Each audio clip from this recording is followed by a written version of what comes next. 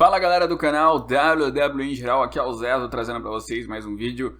E galera, sejam bem-vindos a mais um podcast do SmackDown. Então, sem mais delongas, deixe seu like, se inscreva no canal se você ainda não é inscrito. E vamos nessa, porque o show dessa semana foi aberto com um combate. Sim, um combate do New Day, ali o Xavier, o Big E e o Kofi Kingston contra o Revival e Randy Orton, né? O Revival agora com campeões ali de duplas. O Randy Orton derrotado pelo Kofi no último pay-per-view. E aí quando rolou essa luta, eu já desanimei logo no começo do show, porque de novo um combate de equipes, ainda logo no começo. E essa rivalidade que tá aí há semanas e que pelo jeito ia seguir sendo Kofi contra Randy Orton mesmo. No final o Kofi ganhando com o Drop Paradise, aquele chutinho dele lá, naquela bota de adamantio dele ali. Enfim. Aí vem algo que muda tudo a história, né? De repente, no fim da luta, toca a música da besta encarnada Brock Lesnar, né? E o Brock Lesnar vem acompanhado do Paul Heyman ali, então. E aí, então, os dois vêm caminhando em direção ao ringue. O Kofi Kingston manda o Big E embora, manda o Xavier embora, fala, não, pode deixar, batendo no peito, não, deixa comigo que aqui é campeão. E o Brock Lesnar vai lá junto com o Paul Heyman, e o Paul Heyman vai e diz ali, apresenta o Brock Lesnar, obviamente, diz que a partir de agora ele também começa a ser a principal ameaça de Kofi Kingston nesse seu reinado pelo cinturão, né? E ele disse que a presença do Brock Lesnar é simplesmente para formalmente, educadamente, desafiar o Kofi Kingston para um combate pelo título mundial no primeiro SmackDown, que será nas sextas-feiras no canal Fox americano, no dia 4 de outubro. Então, o Kofi Kingston foi, pensou e disse ali que ele, quando se tornou campeão mundial, prometeu que ia ser um campeão lutador. Então ele não pode fugir de uma briga, é óbvio que ele aceita o desafio, né? E aí então o Brock Lesnar vai com aquelas risadas dele irônicas, né? Fingindo que vai cumprimentar ali então o Kofi, mas no fim das contas acaba pegando ele com uma facilidade enorme e fazendo um F5 ali no Kofi Kingston. E enfim, pegando inclusive o título mundial ali jogando nele, né? Então está confirmado Brock Lesnar no SmackDown e Brock Lesnar lutando pelo título mundial, inclusive no SmackDown de abertura na Fox, que será na sexta, do dia 4 de outubro. Bom, uma coisa de cada vez. Primeiro de tudo, terem marcado um combate pelo título mundial para um show semanal já foi algo muito legal. Fazia muito tempo que não tinha isso. Tivemos já várias mudanças, né, do mundial. A gente teve a do Roman contra o Sheamus, a gente teve do AJ Styles contra o Mahal. De 2 em 2 anos estamos tendo aí. Quem sabe esse ano a gente tenha mais uma. Eu acho que terá e já vou explicar na sequência. Teve também do Universal lá, aquela vez do Kevin Owens, aquele 4 fatais. O título tava vago, também foi bem da hora, né? Eu gosto disso, sabe? Assim, não tem que ser sempre. O Mundial e o Universal são títulos especiais. Eles não podem ser defendidos a todo momento. Eu acho meio tosco isso. Mas, sei lá, uma vez por ano, uma vez cada 2 anos, eu acho interessante até. Então foi bacana. Brock Lesnar lutar em um show semanal é interessante. Isso não acontecia há quase 20 anos, né? Ele lutou só na primeira passagem dele. Depois que ele realmente pegou a fama, nunca mais lutou em shows semanais. Ainda mais sendo part-timer, raramente aparece. E quando aparece não é pra lutar. E quando vai lutar é só no pay-per-view. Então agora ele vai lutar num show semanal, o que dá um hype enorme pro show da abertura da Fox. E, bom... E aí, é uma coisa interessante porque eu avisei lá atrás, é só voltar nos antigos podcasts, eu falei, pra mim o homem que vai acabar com o reinado do Kofi Kingston vai ser o Brock Lesnar. O Brock Lesnar que vai fazer isso. Na época, inclusive, eu apostava que poderia ser com Cashin, né? Porque o Brock Lesnar tinha ganhado a pasta do Money in the Bank, então... Em algum momento desse ano ele ia lá e ia fazer isso. E ainda justifiquei, o SmackDown vai pra Fox e a Fox quer o Lesnar. Isso é quase certo que ele vai pra Fox, né? Então, a maneira como ele iria pro SmackDown seria conquistando o título mundial. Ele acabou fazendo cash no Universal, ganhando, e no fim das contas ganhou uma chance mesmo assim, desafiando o Kofi simplesmente, né? No fim das contas, o pessoal sempre falou, pô, ele vai acabar ganhando dos dois, né? Tanto do Rollins como do Kofi Kingston. Naquela época lá que ele ficava tentando escolher um dos dois. E vai ganhar dos dois mesmo, porque ganhou do Rollins, depois perdeu, mas ganhou uma. E vai ganhar do Kofi agora, acredito eu também, né? Acho que é o fim do reinado do Kofi Kingston. Eu acho que pelo tempo que ele já está como campeão, até pelos nomes que ele já bateu e até para promover realmente o Brock Lesnar no SmackDown, logo na abertura, ter ele como campeão mundial. Eu acho que é isso. Vale lembrar que o pessoal americano que assiste muito o canal Fox, eles são acostumados um pouco ali, o público ali que assiste, eles são acostumados muito com o MMA e eles conhecem o Lesnar de lá. Então, ter o Lesnar logo na abertura ganhando um título, pra eles pode ser algo muito foda, sabe? Tipo, caraca, que legal, o Brock Lesnar, vai dar pra ver ele toda semana. Então pode ser atrativo pra eles, né? É uma estratégia, talvez. E ainda tem o draft, né? Eu esperava que o Brock Lesnar ia no draft, ia ser o primeiro draftado, mas não quiseram nem esperar o draft já pra fazer logo no primeiro show semanal ser ali um combate desses, o que é legal, da hora, né? É uma bela estratégia da WWE colocando essa luta. Agora, vamos pra parte de se eu acho que o Kofi deveria perder pro Brock Lesnar ou não. Eu fiz até uma enquete, né, na comunidade do canal, e a maioria esmagadora querendo que o Brock Lesnar vença. Eu acho que a pergunta da enquete poderia até ser mudada pra: você quer que o reinado de Kofi Kingston acabe? Porque a maioria, não tenho dúvidas, a maioria que votou no Brock Lesnar é porque quer que o reinado do Kofi acabe, não porque quer que o Brock Lesnar vença o título mundial. Tô dizendo a maioria, não tô dizendo todos. Eu sei que tem muita gente igual do Lesnar, que quer ele como campeão, tá eufórico e tal, mas teve muita gente também dizendo que, putz, tinha que ser o Lesnar, né? Mas quer saber? É o Lesnar mesmo, prefiro o Lesnar que o Kofi e tal. Tem muita gente nessa, né? E vocês sabem que, um mês e meio atrás, 2 meses atrás, o Lesnar ganhou o título universal e eu falei a mesma coisa que eu vou falar agora.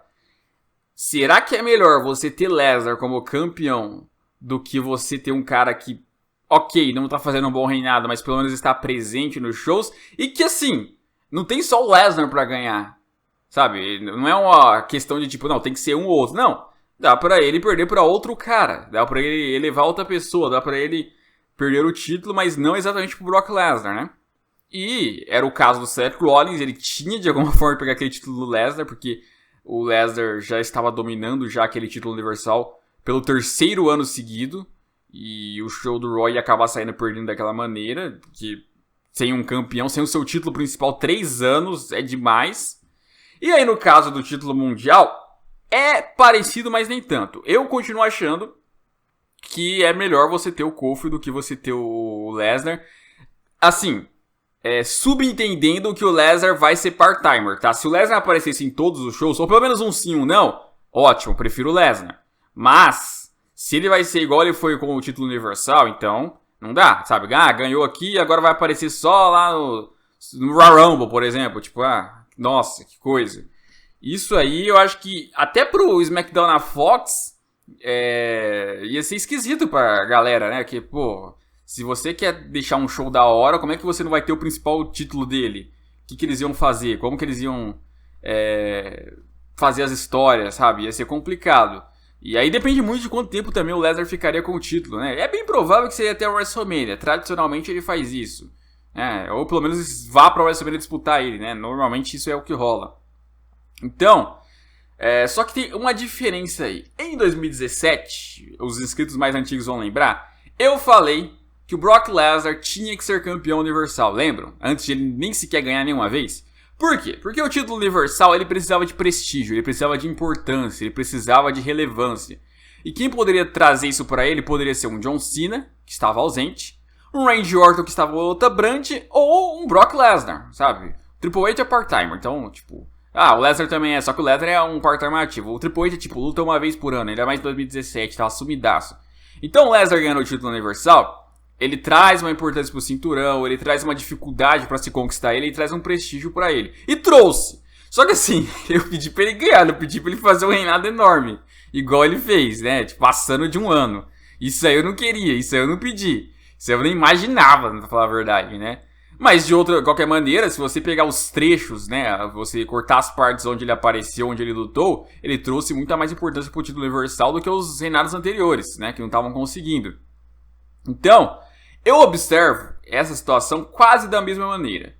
O Lesnar ganhando o título mundial agora no SmackDown na Fox, ele ajuda o show, ele traz uma importância pro título, ele faz a galera ali falar, putz, o campeão principal dos caras é o Lesnar, eu conheço ele dos tempos do UFC também, que era campeão, esse cara é foda, não sei o que. É alguém de nome, é um Star Power, o maior Star Power da WWE na atualidade. Então, nesse sentido, pra dar um impulso inicial pro show do SmackDown agora, que é quase um novo show, legal. Não é tão parecido, por quê? Porque na época que eu pedia do título universal, ele nunca tinha sido campeão universal, nunca tinha tido um reinado recente. Né? O reinado mais recente dele tinha sido lá em 2015, que ele já tinha perdido fazia um tempinho já. Né? E era pelo Mundial. Aqui no caso não, aqui ele vem de 3 anos seguidos como campeão universal. Então, seria algo meio que... uma mesmice, né? Pra quem já assiste ali, o show seria uma mesmice... ele como campeão mundial ali, nesse sentido, né? Porque a gente já estaria acostumado já com o que ele iria fazer no reinado dele. Então, nesse sentido, não é tão igual a situação. Então, no fim das contas, minha opinião é que quem deveria vencer não sei.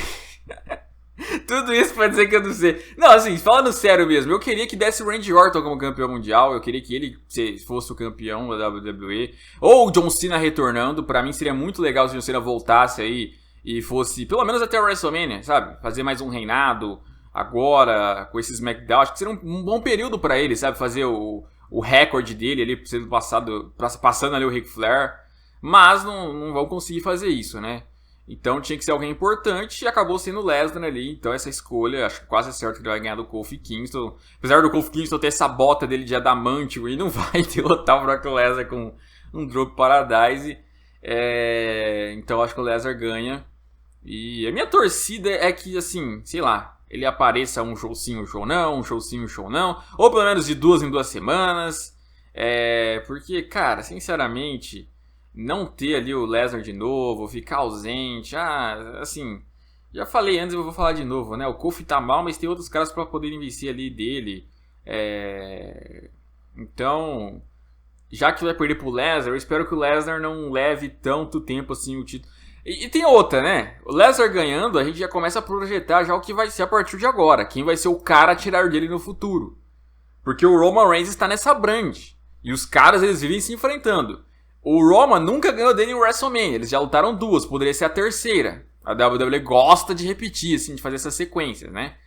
E eles lutaram no SummerSlam também. O Roman ganhou, mas, assim, ganhou e não, né? Porque ele meio que teve aquela ajuda do Strowman. Então, seria meio que, assim, a 5ª vez seguida que eles lutaram. Eles lutaram também no Royal Rumble de todos os tempos, né?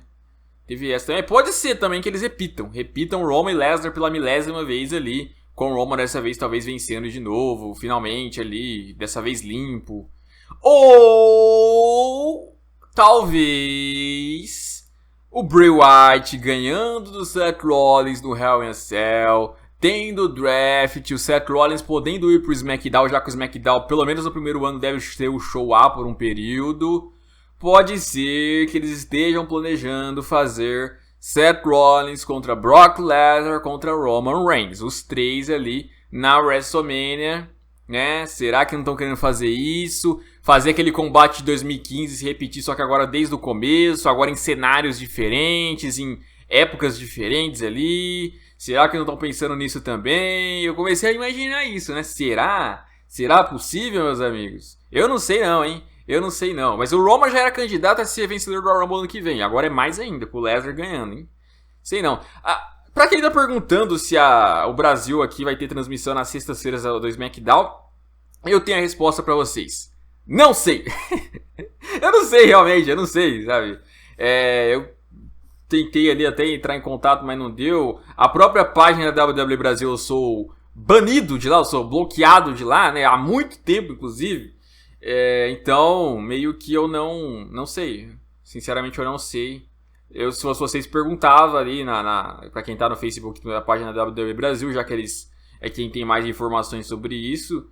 E perguntasse também sobre o contrato, né? Porque se eu não me engano, acabaria em outubro agora. O contrato de transmissões da WWE aqui na Fox. E aí eu não sei se vai renovar, não sei por quanto tempo renovaria. Eu não sei também a questão do NXT. Eu acho que o NXT não vai passar ao vivo, por quê? Porque é nas quartas-feiras à noite. E quarta-feira à noite é jogo.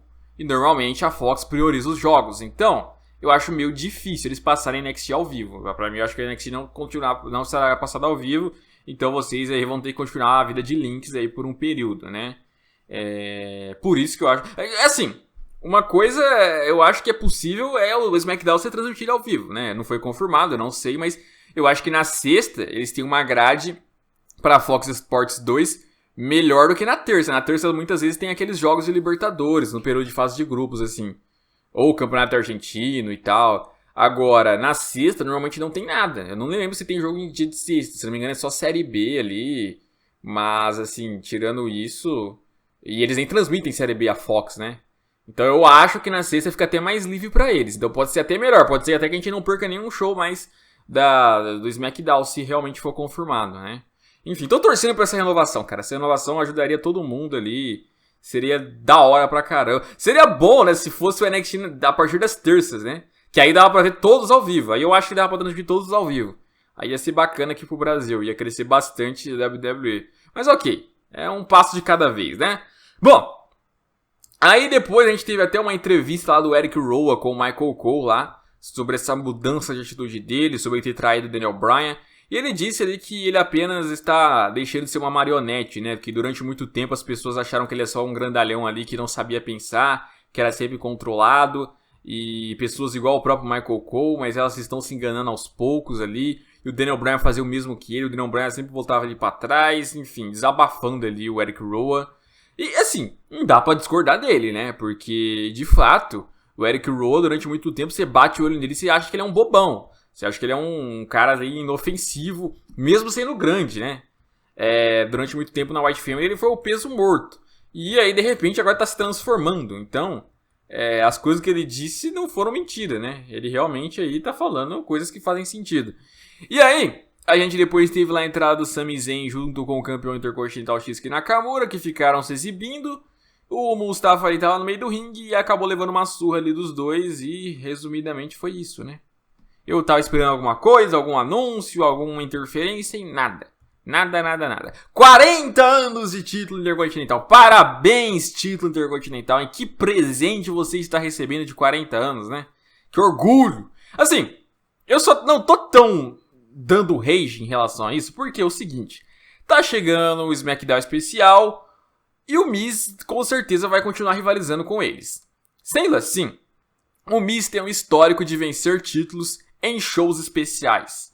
E o Miz também está a um título de se tornar o maior campeão intercontinental da história, ao lado do Bon Jovi, que eu não posso falar o nome. A WWE me proíbe, né? Ela vai me demitir. Então, eu ainda creio que pode ter ali um combate do Nakamura contra o Miz lá no SmackDown da Fox também. E o Miz lá ganhar o título, né? Por isso eu não tô dando rage ainda. Mas se não rolar nada disso, aí eu acho que já passou dos limites, né? Que aí, pelo amor de Deus, coitado do título intercontinental, né? Tá recebendo um péssimo aniversário. Bom, aí depois a gente teve lá o Kevin Owens aparecendo na arena ali pra sentar no meio da galera, pagou ingresso e tal. E aí avisaram ali pro Shane que tinha chegado logo pra ele. E aí tava lá um advogado, mandou ali uma papelada pra ele, dizendo que ele tava sendo intimado. E aí no fim das contas, o Shane foi lá pro ringue, levou ali os seguranças, chamou o próprio Kevin Owens ali pra falar na frente dele, o Kevin Owens foi no ringue, e disse que o Kevin Owens estava fazendo o maior processo que ele já recebeu na vida, né? Era um processo ali sobre abuso de demissão, né? Fazendo uma demissão ali sem motivos plausíveis. E a multa, se o Shane McMahon perdesse, a multa seria ali, então, 23 milhões de dólares, se eu não estiver enganado. Enfim. E aí o Kevin Owens foi e disse pro Shane McMahon calar a boca. E que o Shane McMahon, ele, desde o começo, vem ali querendo só alimentar o próprio ego quando comandou o show. E ele avisou isso desde o início. Que o Shane McMahon continua fazendo aquilo. E que ele tá processando o Shane justamente pelo Shane ter culpado ele por conta da atitude dele como juiz da semana anterior, sendo que a culpa foi do próprio Shane. E que, como o Shane não vai ter dinheiro para pagar aquilo, ele vai acabar sendo demitido. E ele vai ter um grande prazer de poder chegar e dizer: você está demitido, Shane, né? E disse que o Shane desistiu na semana passada, né? E o tap out, e enfim, provocou o Shane sem parar ali. Então, se ele ganhar o processo, claro, ele vai poder ali sambar na cara do Shane, né? O Kevin Owens é um baita de um sindicalista, de um socialista, de um vagabundo. Porque é o seguinte, a empresa do cara, ele demite o motivo que ele quiser. Ele quer demitir porque o Kevin Owens tem uma barba que ele não gosta, dane-se. Rua, é rua, irmão, não tem de processar. Não, vou processar porque eu tenho meus direitos. Direito caramba, não existe direito trabalhista. Não existe, existe privilégio, né? Tanto que no Brasil tem um monte e não gera emprego, por que será, né? Porque nenhum empreendedor vai querer abrir a empresa dele aqui, né? Pelo menos, por enquanto até não, mas até que vai liberar umas coisas aí que eu tô vendo aí do governo e aí pode dar uma ajudada, né? Nos Estados Unidos não tem, quase nenhuma, e tem mais emprego que aqui. Apesar que os Estados Unidos também hoje em dia nem é parâmetro pra isso, né? Tem que pegar lá Nova Zelândia e tal, enfim. E aí ele vem querer processar o Shane McMahon. É uma vergonha, né? Mas o Kevin Owens falou uma coisa certa, né? Eu vou mexer aonde dói em você, que é no bolso, né? Que é na grana. E é verdade, né?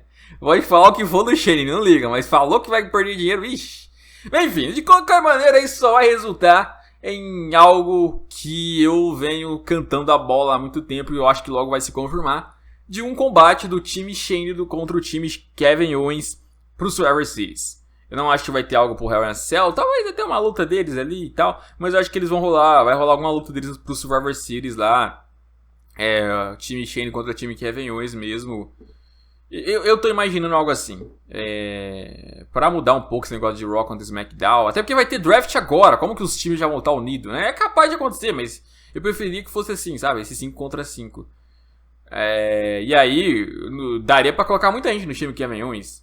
Daria até pra fazer algo interessante de tipo... E o Sami Zayn? De que lado ele ficaria? Do time do Shane ou do time do Kevin Owens? Será que não trairia um dos dois no meio desse combate? No meio dessa feud? Sabe? Eu acho que seria legal. E aí o perdedor sai, né? O Kevin Owens demitido, junto com todo mundo que ele conseguisse de aliado. Ou o Shane demitido da WWE e aí sumiria dos shows semanais. Acho que uma das duas coisas pode rolar aí em breve, né? Bom... A gente depois teve lá um Zé Mané vestido de Ric Flair ali pra apresentar a Charlotte. E só serviu pra mandar a Charlotte entrar, abraçou ela e vazou, né? Tipo, hoje em dia deixam qualquer porcaria entrar no ringue. Aí coloca lá uma... Depois fala lá que é um negócio de rap, piorou! Se é de rap, piorou! Aí manchou o ringue da WWE. Como que coloca um cara desse assim pra ir lá e fazer uma bobagem dessa? Uma vergonha total, né? E aí ia ter um combate ali da Charlotte contra a Sasha Banks. As duas ali, então, iriam por um embate. A Bayley ficou lá de fora. A Bayley, como sempre, fazendo algumas interferências ali, tentando atrapalhar. A Charlotte, mesmo assim, conseguindo se virar. Estava perto de ganhar. Só que a Bayley veio, interferiu e atacou a Charlotte. Até que, de repente, apareceu Carmella, né? Não apareceu a Becky Lynch, mas sim a Carmella para atacar a Sasha Banks. A Bayley ainda ficou um pouco assustada, mas apanhou também ali. E acabou que a Carmella... E a Charlotte se uniram ali, quem diria, né? Se uniram, pelo menos por um período ali, pra, então, baterem nas outras duas. Eu acho que a Carmella aos poucos deve estar voltando aí ativa na divisão feminina do SmackDown, mas acho que se for ter algo mesmo ali de união, vai ser Charlotte e Becky, né? A Carmella foi algo só de um show mesmo. Estranho, né? Bem aleatória a presença da Carmella. Ultimamente ela só anda com o R-Truth, que por sinal nem tivemos seguimento desse título 24/7, né, nesse SmackDown. Enfim, depois a gente foi então para a coroação do Rei dos Rings, Baron Corbin, né? Como eu imaginava, não fizeram ontem porque iam fazer ou semana que vem ou nesse show do SmackDown e acabou sendo o show do SmackDown, que eu achei até melhor do que deixar para semana que vem. E ali ele entrou de terno tal ali, todo elegante, foi ali colocaram ali o agasalho ali do rei.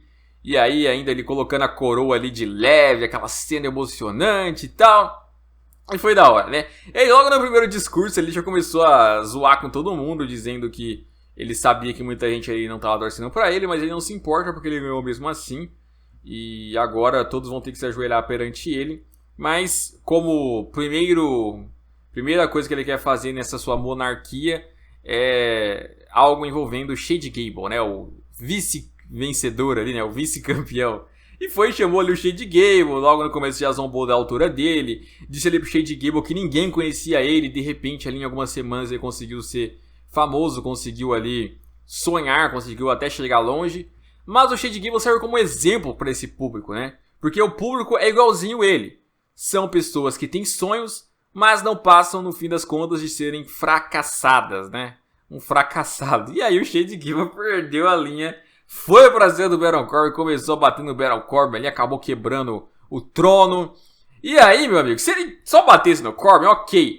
Mas ele começou a quebrar tudo. Quebrou o trono, quebrou ali o negócio lá que eu esqueci o nome ali.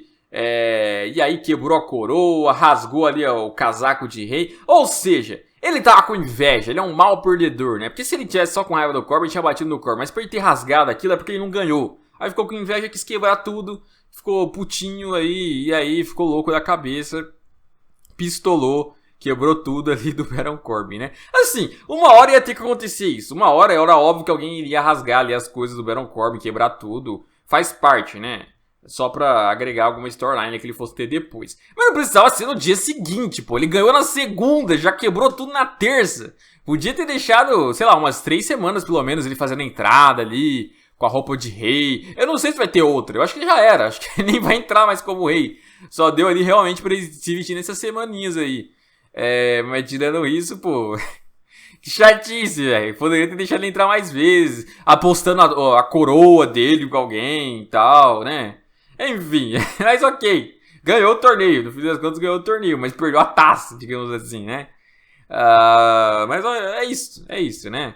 Rasgou tudo ali. Ele deve ter alguma rivalidade com o Shade Gable, talvez ali. Os dois tenham algum combate em breve. Eu só não sei como, porque o Corbin é do Raw e o Gable é do SmackDown, mas vamos ver aí se o draft também vai ajudar, vai unir eles, vai mudar algum deles também. Será que o Corbin não vai pro SmackDown ali? Ou vai permanecer no Raw? Como que vai ser essa história? Mas legal. Muita gente tá dizendo que não serve nada, que torneio King of the Ring. Será que não serve nada? Pergunta pro Stone Cold. Quando a carreira dele começou a explodir? Foi justamente depois de ele ganhar o torneio King of the Ring. Pergunta pro Brock Lesnar. Quando a carreira dele começou a explodir? Foi depois de ganhar o torneio King of the Ring.